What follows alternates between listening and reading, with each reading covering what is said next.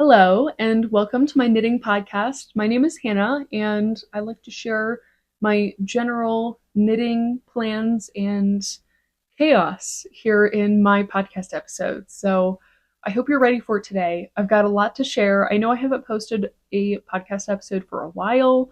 I really kind of went through a spell where I just didn't have time to knit, so I did have a lot to share, but it has been long enough and I've got a lot going on now, so I'm going to get right into it. So, if you have watched my last episode, I talked about some socks I was making, which are my first finished object I'm going to talk about. I will put a picture of them right here, but I made these for my husband. If it gives you any sort of idea of how long it's been since I filmed a podcast episode, these were for his birthday in February. I don't know why my light just turned off. I didn't quite get them finished for his actual birthday, but we won't talk about that. They're done and they've been given to him, and he's actually worn them enough times that they're wet on my blocking boards right now. So he does seem to like them. I have this really awful toxic trait where I just expect everyone to hate the handmade gifts that I've given them. I think probably because I'm a little over analytical of my own creations, so that even when I wear stuff that I've made that I like, I still just think about that one little detail that was wrong and how it was like slightly off. So I just expect people to think that about things that I give them, but I don't think that's the case. He has said he really liked them and actually very quickly was like, "Can I please have more knitted socks because I really like these." So that was exciting, and we will talk about that in a little bit here because that's going to be important. But onto my current work in progress projects. I have a good amount of them. I'm going to start out with ones that I've already talked about, which I have a mixed amount of progress that I've made on them. The first one that I'll start with is what I've been calling my candy stripe sweater. I'll put a picture here. This was my original inspiration. This is a picture I pinned on Pinterest months and months ago, maybe even over a year ago. Essentially, it's just a sweater that I thought was really pretty. I love the quarter zip design. I love how kind of like sporty it makes this sweater look, because I don't think that's a look you get from a lot of sweaters. But it's a like $500-ish sweater, so not something I ever really expected to own. That's fine. But I've been getting a little bit more confident in my abilities to kind of self draft patterns and things, and I have been knitting my own. So, progress on this one. When I last talked about it, I had split for sleeves and just started working up the back.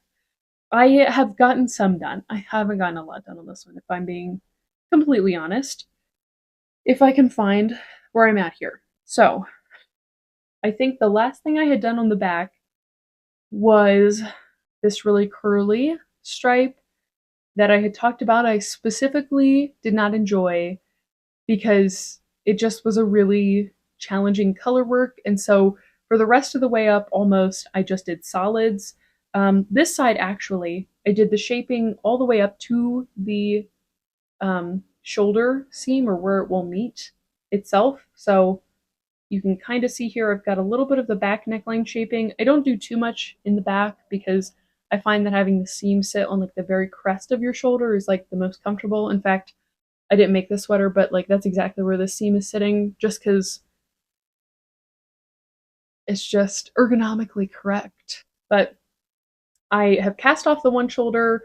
I just did a couple inches since the last video, and then on the other side here, I have just started to do a little bit of shaping. It's really hard, honestly, to see what I've gotten done because of the way that I'm knitting it. I wanted this to be a pretty tight knit fabric for being kind of like a sweatshirt fabric. So I wanted it to be decently dense. It's still got like a lot of drape to it, so I think that's nice and definitely what I was going for, but I am using this like whitey cream color, just an undyed yarn, and it's a DK weight, and then all the colorful yarns are fingering weight held double, and most of them are minis or pieces I have had left over. But I've already finished up a couple minis, which is kind of fun to have like a skein you're done with, even if it's a mini. And it's a pretty dense knit. These needles, it's not on the needle itself. I think They're a size like 3 needle, like a US size 3, I think. But they are pretty small. They're definitely a smaller size than what I would typically use with DK, but I just, like I said, I wanted it to be a pretty dense knit. I talked about in the last episode that I was pretty nervous about the amount of this white yarn that I have left because this is all. It's almost like a full 100 grams still. I think last I weighed it is about like 80 grams. Obviously, I still have the sleeves left to do, so that's kind of a lot. I have considered buying more of this yarn. We'll see. I've been really trying not to expand my yarn collection, which I don't even know why I'm saying that because I'm going to show you some acquisitions I have today, but we'll see. I'm going to stretch this as long as I can, and I know I can still get more of this if I need it. But I haven't been working on this a lot. I actually just came back from vacation last week, which is why I have some yarn acquisitions. But my goal originally when I started this was to try and get it done for that vacation because I thought it'd be really fun to wear, and that did not happen, obviously. Yeah, this is where I'm at. I think honestly I just needed a break from it. This stripe, man, it like took the wind out of my sails. It just made this project not as fun as it had been. So I think I just needed some time away from it, but I am going to try and get back to this because I had a lot of fun doing color pairings and things like that. I think the sleeves will be really fun for that same reason. The next project that I had been working on is what's called the Honey Cardigan. I am actually following a pattern for this one. It is out of Kutova Kika or Veronica Lindbergh's book Knit This, and I can show you what the pattern looks like. This honey cardigan here, and I'm really excited about it. I am using a yarn that was out of kind of my deep stash, is what I would call it. It's one that I bought a long time ago, like probably 3 or 4 years ago, kind of right when I first started getting really back into knitting when I graduated college, that I thought would be really cute for a cardigan. This has always been my plan with it. It is this yarn here. It is a hobby brand yarn. It's showing up a lot more kind of peachy colored. It's sort of like a dusty rose shade-ish. But it's one of their tweed yarns. You can see obviously there's lots of little speckles in it, which is kind of what drew me to it. I love that textural multicoloredness. Um, I don't remember what color this is. They only have like one dusty rose. There's this in like a hot pink. It's not the hot pink, but it is, I believe, 80% wool, 85% wool maybe, and then the other portion is like a viscose. So it's mostly wool. It's just a single strand, and I thought it would be kind of perfect for this cardigan because it has quite a bit of puffiness to it. And I know in her cardigan the recommended yarn was, I believe, a mohair blend, so something that again adds kind of like a puffy texture. So I thought this would be perfect, and I have really been enjoying it. So the last time I talked about this cardigan, I believe, if I remember correctly, I had gotten the back done, which here it is. And I do really like how this yarn knits up. I don't think I talked about this last. I've actually blocked this piece out in a couple more because it's recommended in the pattern to wash and block prior to seaming together. And I really like how it looks. This fisherman's rib knit is how this is all made, and it is so like puffy. I'm so excited to wear this. And this one I think I'll actually be able to get done before it's not cold outside anymore. So I'll probably get a couple wears in prior to the warm weather, hopefully. But this is the back. Let's see if I can keep all these pieces straight. This is the right front side of the cardigan. I believe this is what I was working on for my last podcast. The left front side is also done, so there's the entire body done. And sleeve number 1 is finished. And I have started sleeve number 2. So once I finish this, I seam them together, I make the button band, and I'm done. So I'm actually really close with this. I took this project on vacation with me because we were driving, and I knew I had a decent amount of time because my husband likes to drive and I do not. So he did all the driving, and I brought the skein I was working on. I was on sleeve number 1. I finished that skein and I brought a whole nother one, and this is all I had left of it. So I kind of had to stop working on it because this is like maybe enough to do one more row. So I stopped with that, and we haven't been home very long, so I haven't attached the other one yet, but I am very near completing this, which is really exciting. I think I can confidently say in the next video this will probably be the next completed project, but also whatever mood I'm in is pretty unpredictable, so we'll see. But this one's definitely getting close, and just working with it makes me want to wear it really bad because, again, it's so cushiony and puffy. So that's what we're doing with this.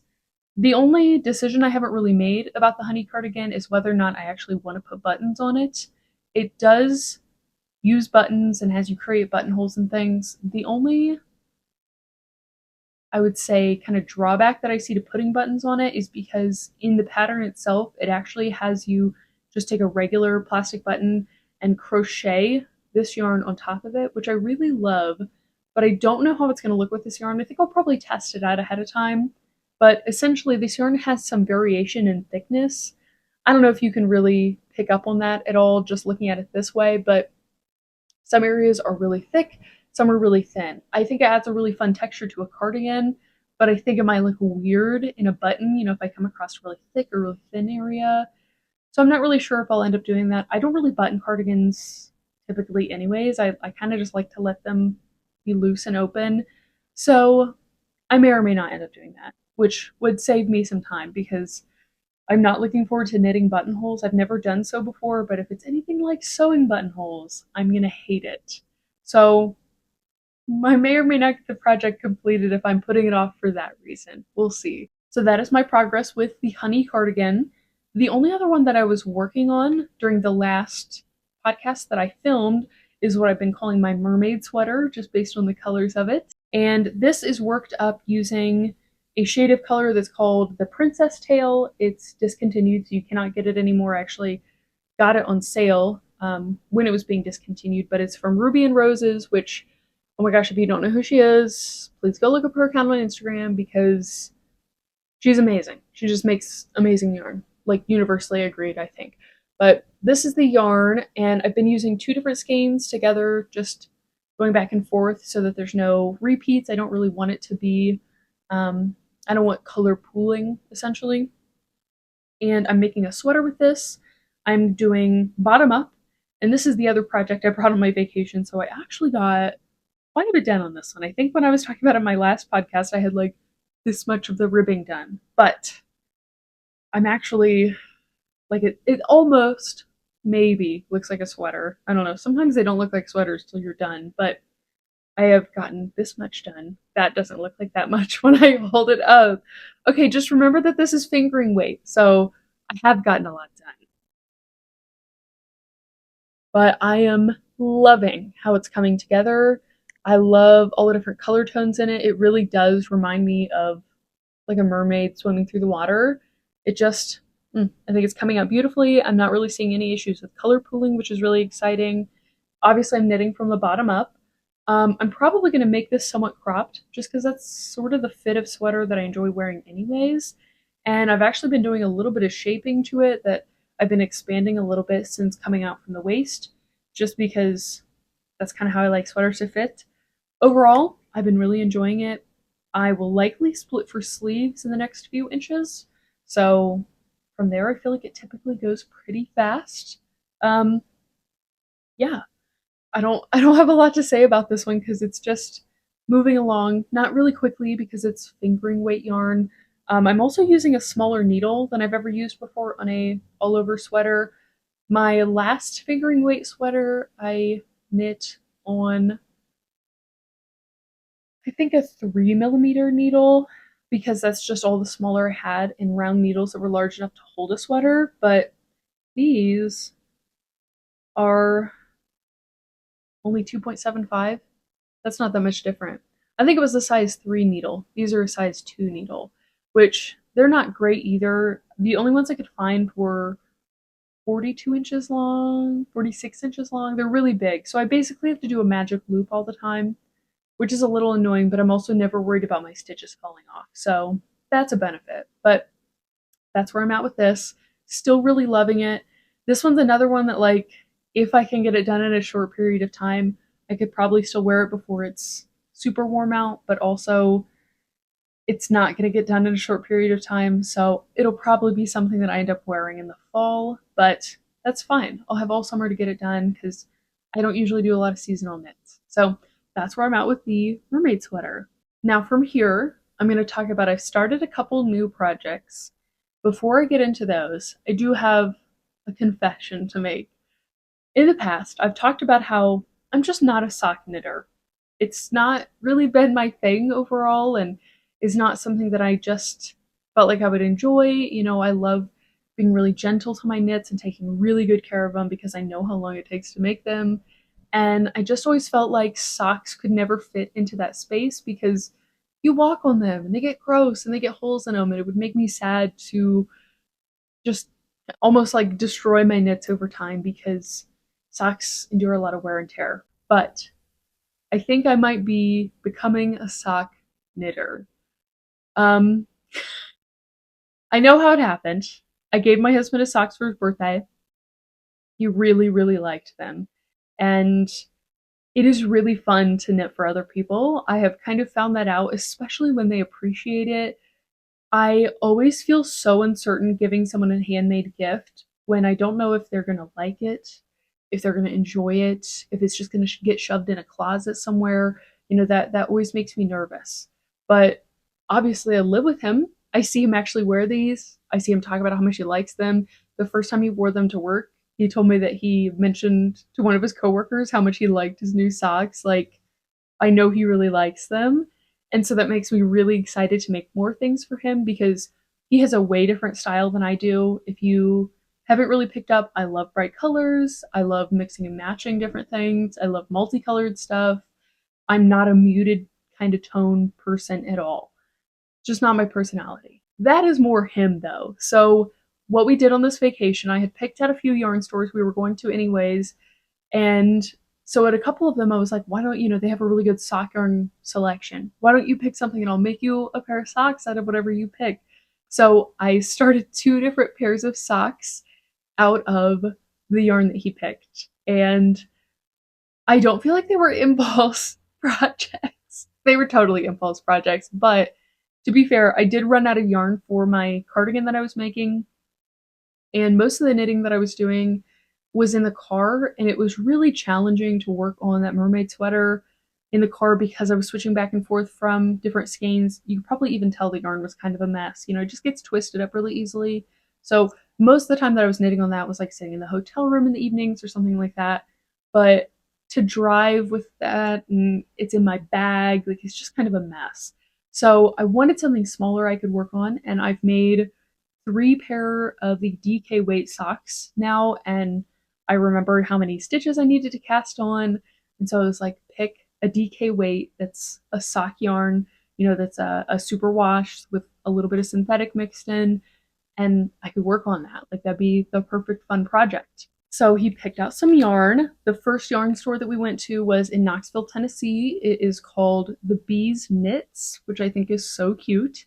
And we found that they had like a whole case of Malabrigo yarn. They had a whole case of it, and it was all DK weight, superwash, and I believe it has synthetic. No, this is 100% superwash, which I think is also fine for socks. Um, I don't know which colors these are. I'm going to be honest. I have both the labels like kind of swimming around in my knitting bag together, and they are 644 and 646. So, um, if you know what those are, more power to you. But one's blue, one's gray. But I think this color palette is kind of proof of the fact that he has very different tastes than me.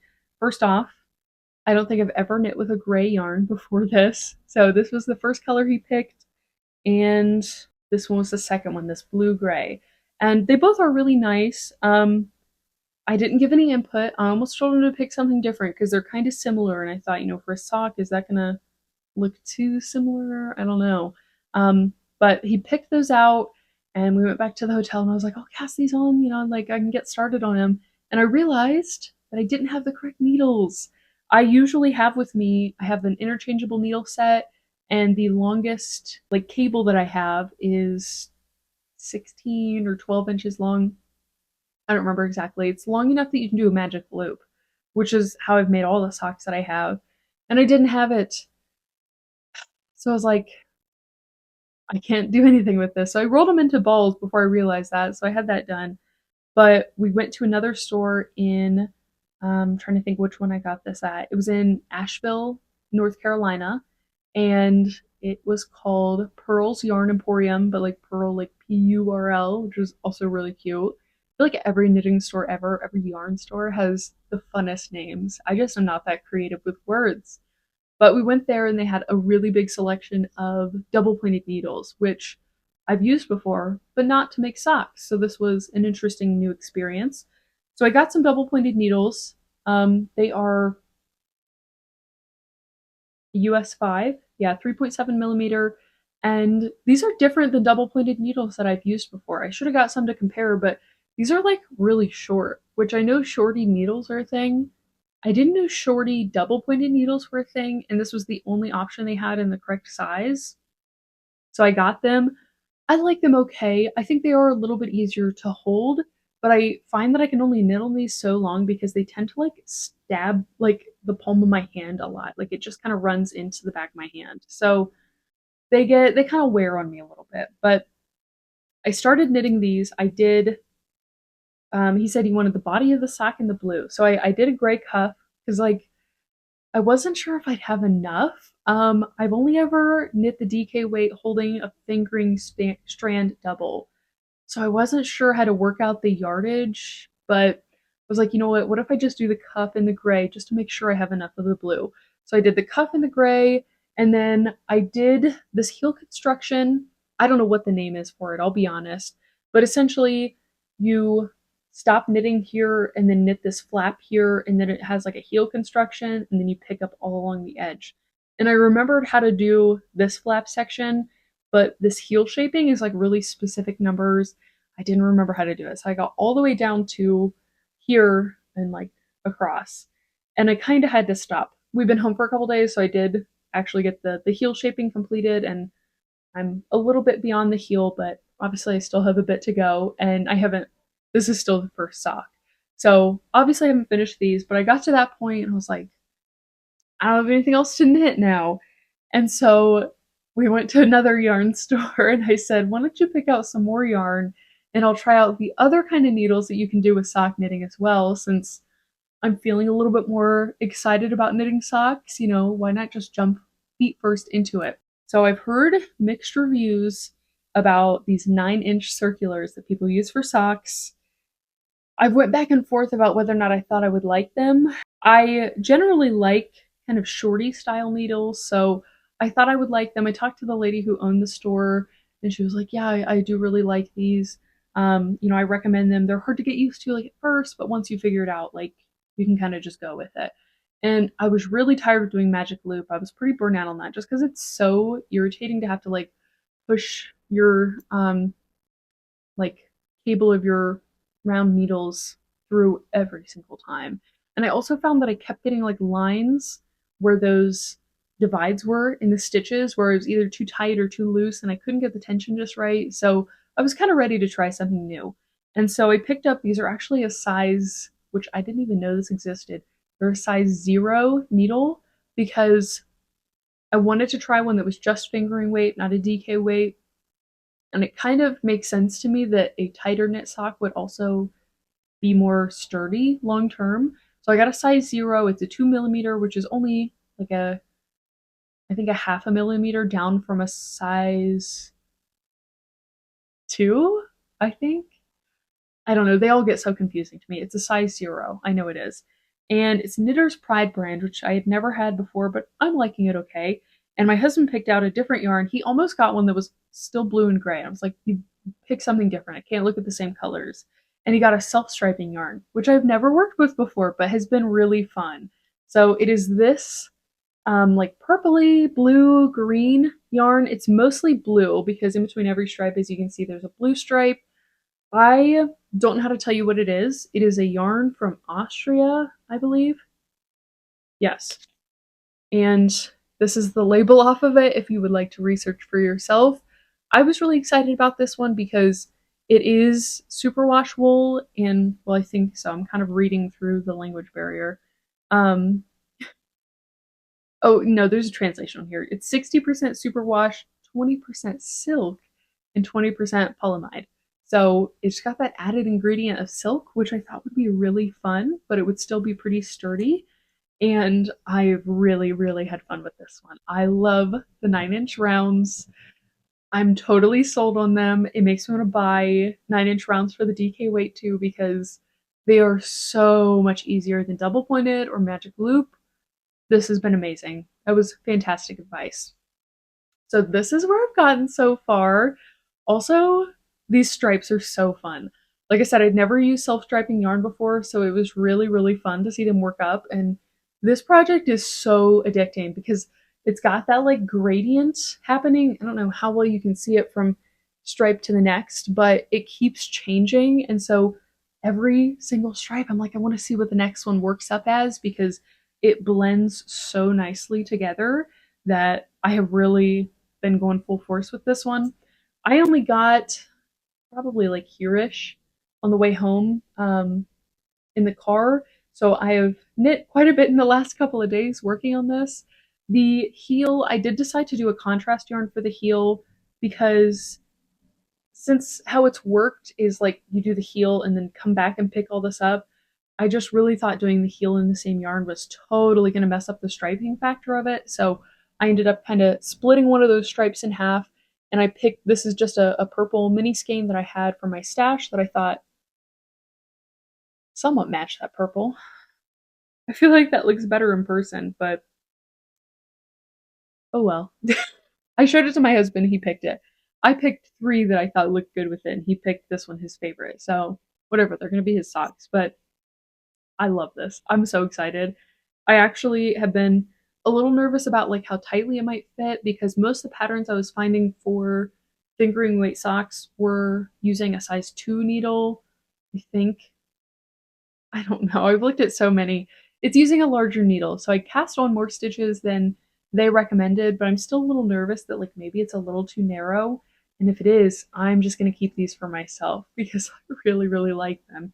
You probably really can't see on camera, but it does have a slight sheen to it from the silk content, which I really love. I told my husband these should be like his dress socks because they're just very nice and they'll be a lightweight that he could wear with dress shoes. Something else that I forgot to say when I was making the first socks, the blue and gray ones, I told him I like to name all my projects because it's really fun to be able to refer to them as like this sweater and these types of socks instead of saying, oh, you know, that one striped sweater I made a couple years ago. It's just more fun to have a name for them. And I also use the app Knit and Note to kind of catalog how many projects I've done throughout the years and how much yarn I use. And so I was like, I have to name it something. And I already have one that's like your socks. So we have to name them all different things. And with the blue and gray, the only thing he could come up with was socks, which I don't know what that means. So I recommended it kind of reminded me of a lighthouse because like the gray could be like the lighthouse and the blue is sort of like the water it's in because that's the main color. And he was like, yeah, I like that. So that's, I've been calling those the lighthouse socks. And then when I recommended these would be maybe a good type of dress sock, he said they should be called fun time socks. So these are the fun time socks. Um, very interesting names, but they're going to be his, so I thought that would be more fun. But since there's going to be more than one pair of socks that he'll have that are hand knitted, I thought he should come up with the names. But that is all the current projects that I have. I know it feels like a lot. I try to go through them quickly. I haven't really started any summer knits. I know that's like kind of next on the docket because we're definitely getting close to the warm months here, but I've been kind of preoccupied with these and with the socks, and I've really been enjoying the sweaters that I'm working on right now. So I haven't felt the need to start a new big project. You know, I feel like I've got enough on my plate. So other than the socks, I haven't really started a new project, but I am surprised to tell you that I'm feeling more like a sock knitter. It's just not something I really expected, but it is exciting to have someone be excited about things you're making for them. So the last section that I'm going to talk about, because I know this video is already going to be decently long, is acquisitions.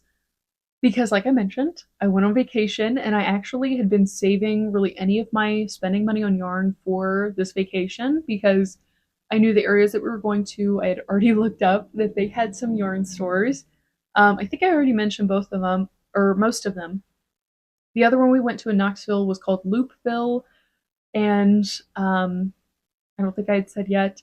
We went to three total ones in Asheville, North Carolina. There was Pearl's Yarn Emporium. There was one that was called like the Craft Guild, which they had a ton of different stuff. And the last one was, I believe, just called like North Carolina Home Crafts because they also had like things that people had made. And they also had an entire room that was like a haberdashery, like just a giant hat shop that people had made. They were really, really cool. I really just don't wear hats, or else I probably would have bought one, but it was a very cool store. So that's just one of my favorite things when we go on vacation is always like looking up where's the closest local yarn store. So with that being said, that's just a precursor to mentally prepare you that I bought a decent amount of yarn, but this has been the plan all along. If you remember, I haven't been buying yarn, but I've been saving for this, other than that one thing that I bought from Ruby and Roses a couple months ago. I haven't got that yet, though, so it's not important. It doesn't count. Okay. Sorry for the incredibly dramatic shift in lighting. I had finished recording this entire video and I went and I was like re looking at it to do some editing, and I realized my microphone died about halfway through, so the second third of this video was just totally silent. So that was annoying. So I'm back like an hour later, which is why it's dark outside now. So my lighting is a little different than it usually is, but I'm working with what I have. And now I have to like keep obsessively checking my microphone because I had to wait for it to charge as well, and it's still not fully charged, but it's just I had this done. So that's fine. I'm just gonna pick up from where I just about where I left off, or where the microphone randomly died, and talk about my yarn acquisitions. So I already talked about a couple things that I got for my husband's socks, but I also got some things for myself. Some of them I have plans for. Some of them I just got because I thought it'd be really fun. So yeah, it's a myriad. Okay. Well, I don't really know what to start with. I kind of lost track as the week went on that we were gone, and as we went to multiple different yarn stores, I kind of started to lose track of what I got where. So I'm just going to start with some of my favorites that I got, and some of these I don't know what I'm going to do with. These first couple, I don't have a clear plan, but they're boucle yarn, which I know is like really, I feel like is really in trend right now. I've been seeing it everywhere, and I am absolutely obsessed with the texture of it. These are an alpaca and wool blend. Hang on, let me double check that. Yeah, 70% alpaca, 30% Highland wool. And I saw these next to each other and I just could not resist. Honestly, if there was more of either of these colors, because they only had one skein of each, I probably would have gotten more because I love these together. I just think they create such a pretty contrast. So I got these. I think these are from Loopville in Knoxville, but they are so, so soft. I really, really love these. And along those same lines, I also got these two skeins of boucle. These are a little different. They're a mixture of alpaca, mohair, and silk. So a little bit more like kind of luxury fiber based. And I don't know that these are hand spun. These are from the North Carolina Home Crafts store, and they do say on the labels that they are hand painted, just how they're dyed, and it's like a handmade label. So it's certainly not a big brand, and it was kind of like in the section of some of their hand spun yarns, so maybe at the very least I'd say it's like a small batch yarn, and it's really soft. They're only 50 grams, so there's not a ton here. I can't remember if it says yardages. Yeah, there's 295 yards, so it's likely close to a lace weight, but I just thought these were so pretty, and I feel like this bluish green goes with almost anything, so I feel like I could pair it with a lot of different yarns, so I kind of couldn't resist. The other kind of somewhat impractical yarn that I got was also at the North Carolina Home Crafts store, and this is another of that Malabrigo yarn. This one's 100% merino wool. I first saw this like gorgeous neon yellow green. It's coming off really yellow, but it's kind of like a yellowish green. Just depending on the lighting you're looking at. It's very fluorescent, obviously, and it just caught my eye to such an extent that I could not get it. And so I got that, and then I thought this kind of strawberry pink kind of contrasted nicely with it. It's definitely not as fluorescent, but I thought it could go together nicely. And I don't really have any other skeins that's this similar yarn. They're both a single strand, and that's just not something I find myself buying a lot, but I just was really drawn to these colors. So I thought getting two skeins was good together, and I think there was only one skein of each of these colors as well. So I really don't know what I'm going to do with these, but I'm sure if I dig through my yarn stash, I can find something that goes with them. So this was my other, like, maybe impulsive, I don't know what I'm going to do with this yarn, but I'm fine with it. Now, when we went to another craft store, I think it was the Crafters Guild store in Asheville. They had a section of this is worsted weight, just 100% wool. I'm not sure what kind. Um, it's also a single strand. So I thought, okay, I'll get a few colors of this. I didn't have this yarn with me, so I was kind of just trying to eyeball. Like, I don't hate this. I think it looks better in person because this is more green. It's coming off really blue. It's kind of more of a teal. It looks really aqua, I think, on camera. And this also has shades of green in it, so I think they meld together a little bit better. But I like the colors. These are like slightly scratchier though. These are 100% merino and they are plush. They feel like a cloud.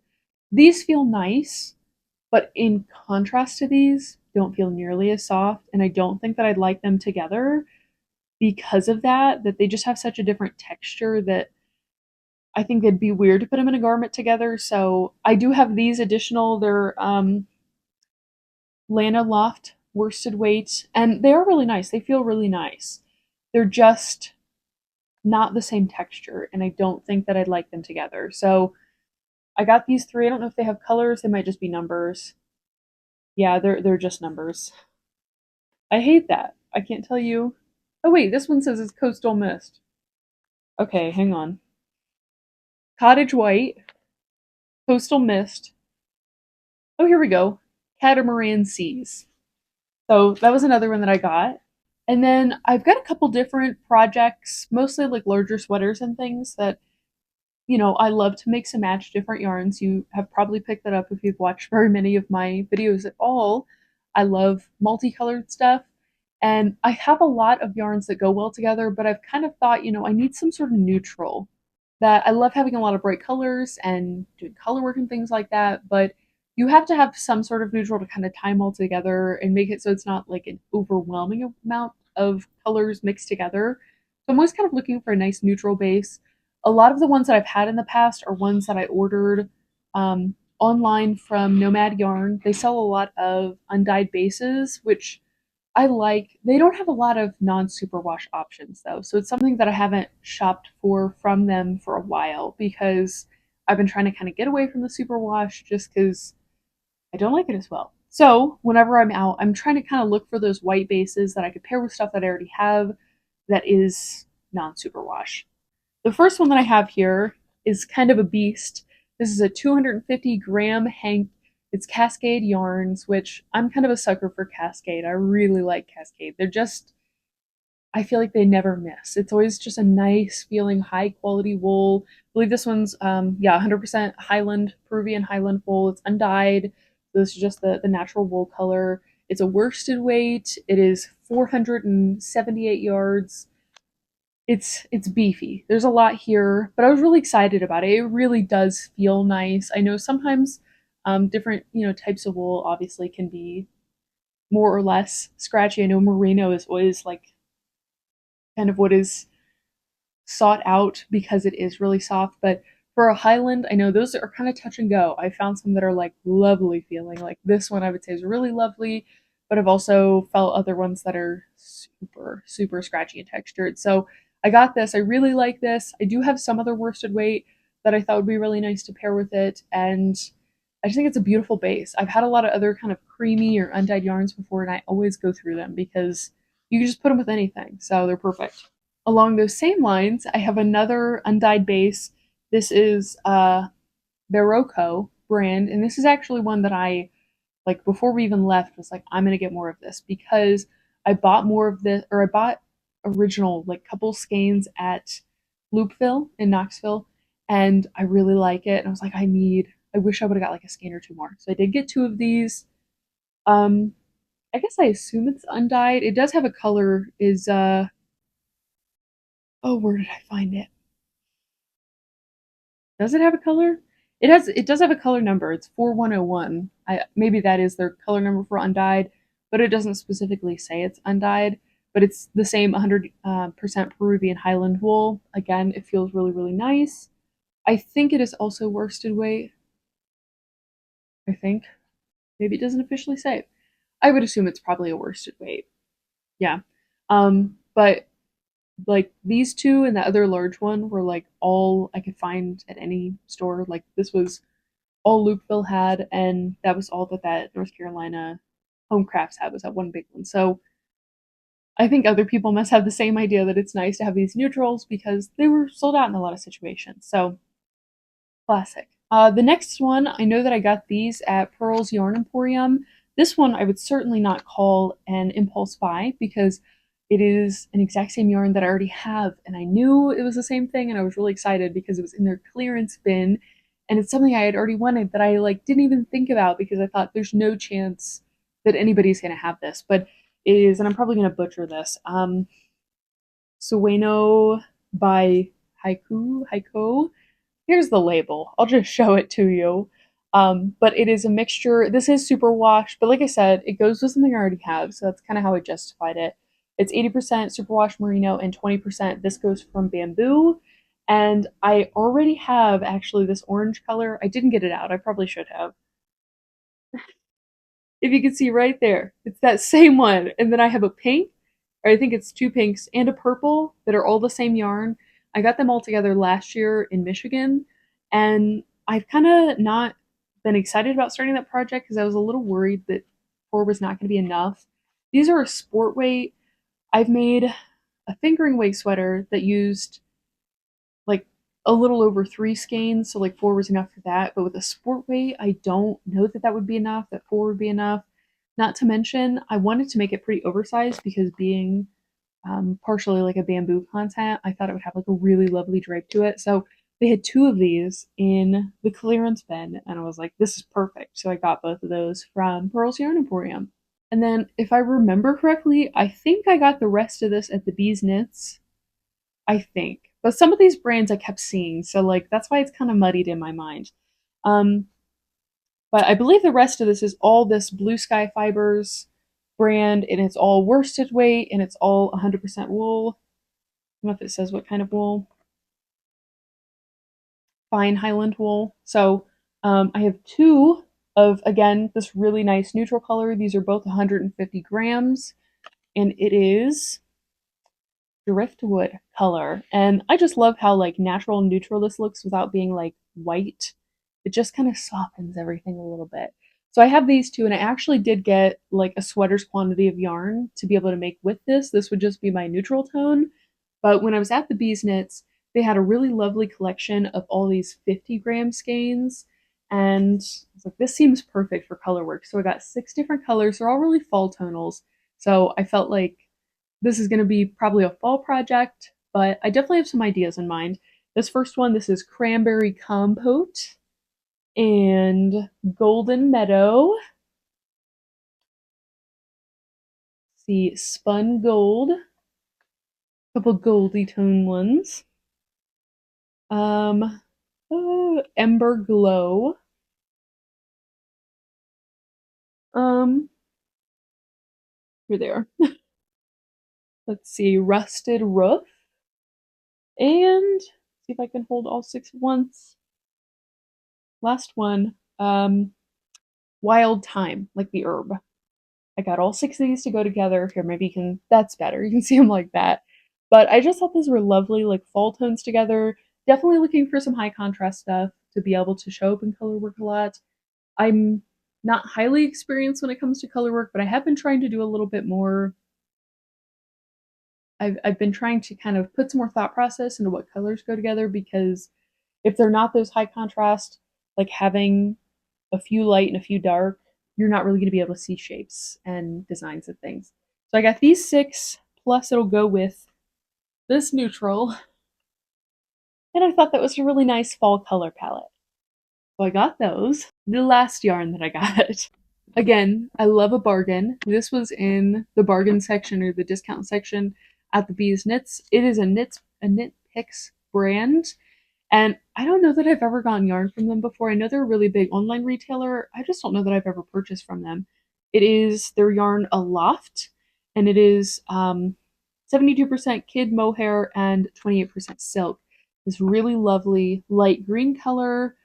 Um, while I was picking this out, my husband was like, "Are you just gonna make another Kermit sweater?" Which, like, maybe it is a really similar color, but I thought it was so pretty, and I did like the test on your neck to see if it was scratchy because I do feel like I sometimes have sensitivities to mohair. I will notice it every once in a while. Just kind of depends on the mohair. Definitely, if it's a mohair mixed with any sort of synthetic, absolutely not. But this one's really nice. I like this one. I feel like it's a little bit hairier than some of them I've seen. I don't know. Like the fibers on it are really long. Maybe not. I don't work with a lot of mohair. I'm definitely a Surrey alpaca kind of person. So maybe I'm wrong. I don't know. I got five of these. They're all 50 grams. I really didn't know how many to get. They had, I think, like seven or eight. I didn't want to get that many, but I don't know if this is enough for like a sweater's quantity. I've done a couple different sweaters holding like a fingering weight yarn with a lace weight, like Surrey or mohair, but they were both like weird situations. So I don't know if five is enough. I did that for my Kermit sweater, but that was all I can't think of what that stitch was called that I used. It starts with a B, I think. All I can think is boucle. I've been talking about yarn too much. I don't know. I'll put it on the screen somewhere. I can't think of it. That's really aggravating. Too late in the night, I guess. But because it was that stitch, I think it probably used more yarn than normal. And then I made a sweater last summer using like one strand of Surrey with a fingering weight yarn. That one was really weird though because I only bought two skeins of that Surrey yarn to begin with, which is so not enough for a sweater. And I realized that really early on. I just didn't think about when I bought it. It was from like an indie dyer, so like there's no way I'm getting a third skein of it and like having it match really well. So I like started intermixing different mohairs and things that I already have, and so there was just like no way to calculate it very well. So I thought five was enough. That is 250 grams of it. So that feels like a good amount. I don't know. We'll see. If it's not, I'll figure it out. So hopefully that's a sweater's quantity. And with that, I think I think that is all of the yarn that I've purchased. I say that's all. That's a lot. I know it is. Like I said, this was definitely my like planned yarn splurge. It is so much fun to pick out yarn in person. I love buying from indie dyers online. Like, there's so much more variety that you'll get than what you have in a yarn store, but I love feeling the yarn. In fact, when I walked into Loopville and Knoxville, they were like, are you looking for anything? I was like, no, just like looking around. And they were like, well, squeeze at your pleasure. Like, they know you have to feel it. You have to be able to have that tactile um, feel with it to know, like, am I going to like feeling this in my hands for however much time it takes me to make this project. So I kind of love that aspect of it, and I love shopping in person for stuff. And I don't have like a lot of real life fiber friends that are like into knitting or sewing or anything like that. And so being able to like meet with people in person that are into the same things is really fun. And it's just a lovely little community. So I really love going to these local yarn shops. It's just something that now whenever we go anywhere outside of town, I'm always like Googling local yarn shops near this area. So definitely enjoyed it. In a couple months, we actually have another vacation with my in-laws, so I might be, I might be buying a little bit more yarn. Probably not as much, but maybe. Who can say? But for now, that is really all the yarn that I have planned to buy for a while. The only other event is maybe Fiberfest in, I think, September is when that is. But we'll have to see how much extra spending money I have at that point, because it might not be very much. But with that, that wraps up this podcast episode. Sorry if that was way too long-winded. I just felt like there was a lot of stuff to talk about. So I hope you enjoyed kind of going along my chaotic journey. I hope to see you back here again sometime soon. Thanks so much for watching.